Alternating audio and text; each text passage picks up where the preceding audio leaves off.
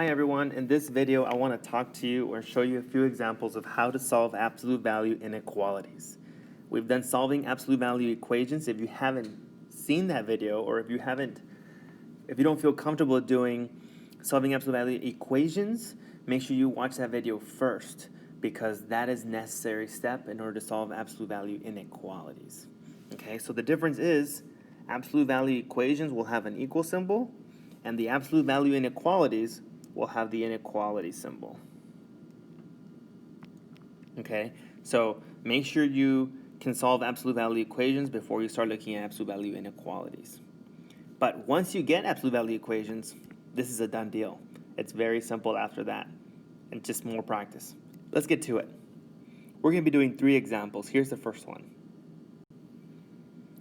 So, when you see this example, right, the first thing that you're going to want to do is remember, you always want to isolate the absolute value part. You want to make sure that the absolute value part is completely by itself before you do anything to this problem. Anything at all. So let's get rid of everything surrounding it. Let's get rid of that 3. Let's get rid of the plus 1. Let's move everything to the other side. So we're going to start by subtracting 1 on both sides. We have 3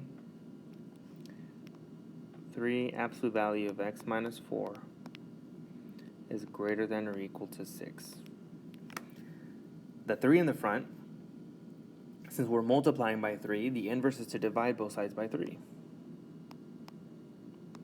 We're left with absolute value of x minus 4 is greater than or equal to 2. At this point, this is where you get to decide, you know what, let's change this greater than or equal to symbol to the equal symbol. Maybe you feel more comfortable solving for x when there's an equal symbol in there versus a greater than or equal symbol. But we're going to come back to this part in particular because it's very important. Okay? So what I'm saying is I'm going to change this to x minus 4 equals 2. I'm changing the symbol from the inequality to the equal symbol so that I can break this into 2 parts.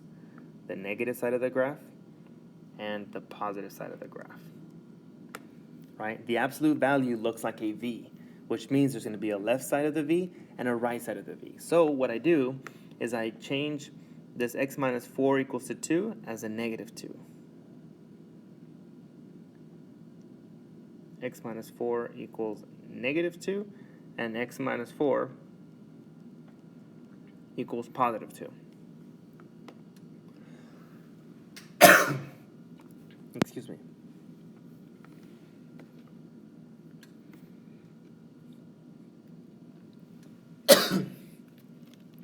One second.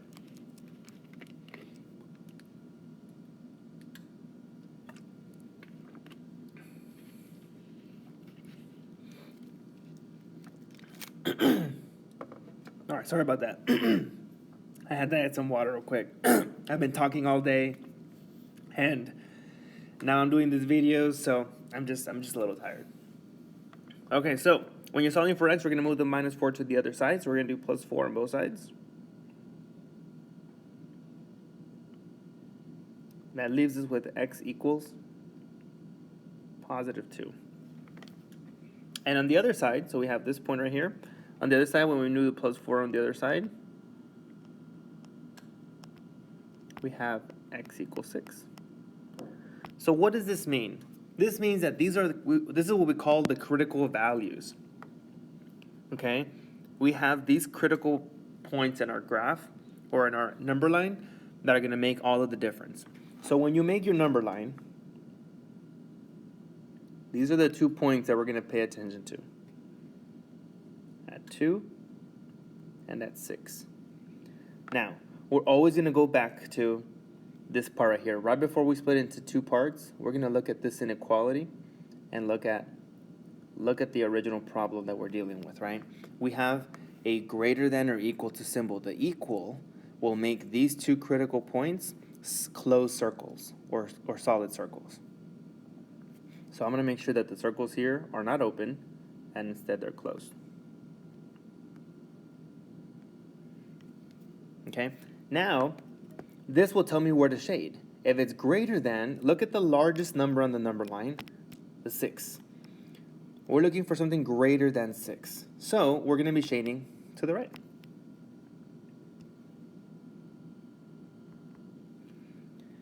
And since we're shading greater than, we're going to be shading to the other side of the 2 as well. So these critical values really just tell you what part of the graph are we shading. Are we shading between them, or are we shading outside of them? When it's greater than or equal to, we shade on the outside, and when it's the less than symbol, we shade in between. The equal or the non-equal part just makes the circles open or closed. All right, so what this means is that x can be anything less than 2, or x can be anything greater than 6. If you choose an x value in this range, or in this range, and you plug it in here, it should always be bigger than 7. That's really what it's talking about. So, how do we solve these? Isolate the absolute value. Once you get to this point, change it to equal symbol, and solve for x. Your 2 x values that you're going to solve are your critical points, and then you go back to the original problem, and you identify where am I shading. We got closed circles, and we're shading to the outside. Let's do another example. Here we have a less than symbol, okay? We still do the same thing. We want to make sure that we are isolating the variable, right? So we want to make sure, we want to make sure that this piece is still the first thing that we isolate. We want to get rid of everything around it. The -3 and the 2 in the front, we want to get rid of it. So we do +3 on both sides. We have 2 absolute value of x plus 2 is less than the 8. Now we need to get rid of this 2 that's in the front. Since we're doing times 2, we're doing the opposite. So we divide both sides by 2. And we're left with x plus 2. Absolute value is less than 4. Here is where we change the inequality to the equal symbol. So we can split it into 2 parts. So we have x plus 2 equals 4. So we're going to split this into 2 parts, right? We have the negative side of the graph, and we have the positive side of the graph. On the negative side, we have x plus 2 equals -4. And on the positive, we have x plus 2 equals +4. And we're really just solving for x. So we subtract 2 on both sides. You have x equals -6, my first critical value. And the other one, we subtract 2 on both sides. And we get x equals +2, the other critical value. So these critical values are the ones that you're going to want to point or plot on your inequality line, on your number line. So we go at -6, we go to 2, and remember, as we start doing the shading and everything, we have to go back to this original problem. Right before we split into 2 parts, we need to look at the inequality symbol. There's no equal symbol, which means these 2 points, these critical values, are going to have open circles, meaning that they're not going to exist at those endpoints. And then we consider, where do we shade? Well, it's less than. So look at the largest number in the number line, which is a 2, and we're going to shade less than 2, which means this direction, in between.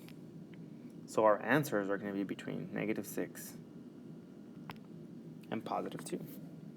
So notice how in the previous example, we shaded towards the outside. We shaded outside because it was greater than. Here that we're dealing with less than, we're shading in between. So what does this mean? It means that x can be any value between -6 and +2. You can see the solution as an inequality, or you can see it as a number line with the shading part. Let's do one last one, just to close it off. In this last example, I strongly recommend that you pause this video, as I do with all of them. Honestly, pause it every problem before doing it, try it yourself, and then press play and see if we get the same solutions and see where you're going wrong. Watching these videos are not very helpful on their own. Trying them with me is what's going to give you the most practice. So, go ahead and pause it, and then let's begin. Remember, we were going to want to be able to isolate this part first. Always isolate the absolute value. Get rid of the -4, get rid of the +2, before we can split it into two parts. So let's get rid of this 2 over here. We subtract 2 on both sides. We have negative 4. Absolute value of x minus 5 greater than 6 minus 2 is 4. Because we're multiplying by negative 4, we're going to divide both sides by negative 4. One really important deal here is that whenever you divide by a negative, the inequality changes direction. That's crucial. The greater than symbol, when you divide by a negative, the greater than symbol changes to less than symbol. Okay? And then at this point, now we can go and put it into the equal form.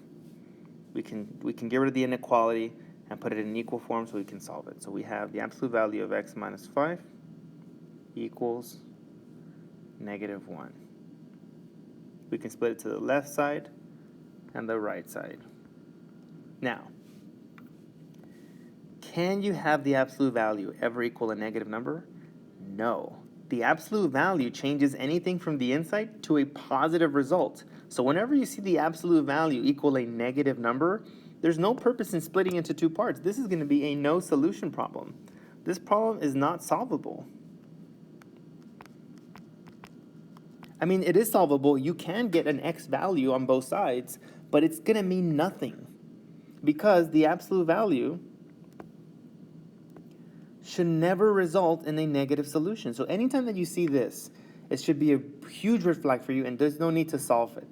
Now, you will see multiple choice questions that have two different answers that seem like they work, but if you don't realize this step right before splitting into two parts, that it equals a negative, the absolute value is not correct. This is a no solution problem. Okay? We also covered no solution examples in the previous video on how to solve absolute value equations. Okay? So here, let me give you a few tips on how do you do these problems when you're solving them. Step number 1.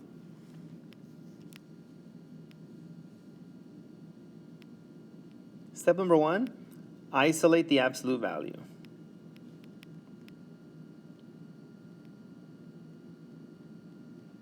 Leave this part by itself. So whatever is in the front, whatever is in the back, get rid of it. You always want to make sure that the first step is to leave the absolute value by itself. Get rid of everything around it. Subtract, divide, add, multiply, whatever you got to do, get rid of it. Step number 2. Once a variable is by itself, right, we want to change the inequality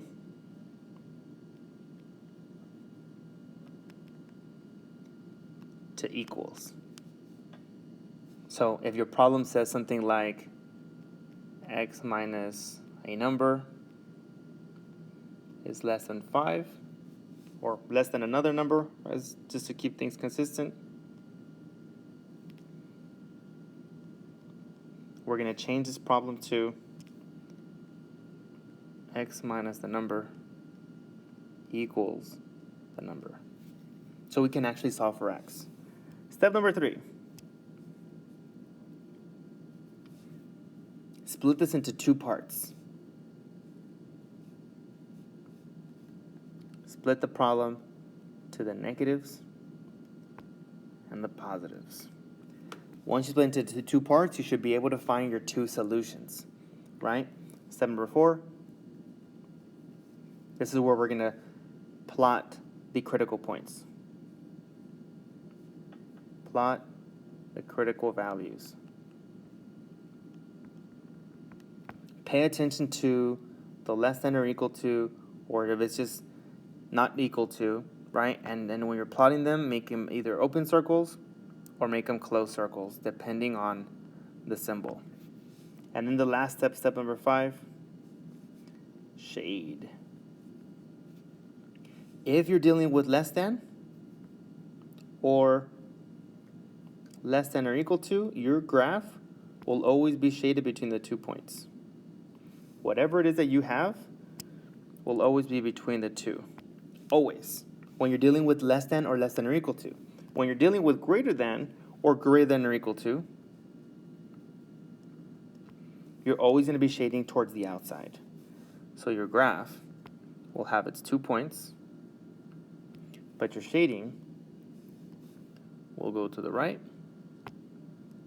and will go to the left. That is the biggest deal. So if you can solve for x, you can do everything all the way to 3. Right? The last thing is plot your critical values as open or closed circles, and then shade. If it's less than, shade in the middle. If it's greater than, shade to the outside. And that's really it. That sums up pretty much every type of problem we're going to be seeing here with absolute value inequalities. I hope this helps.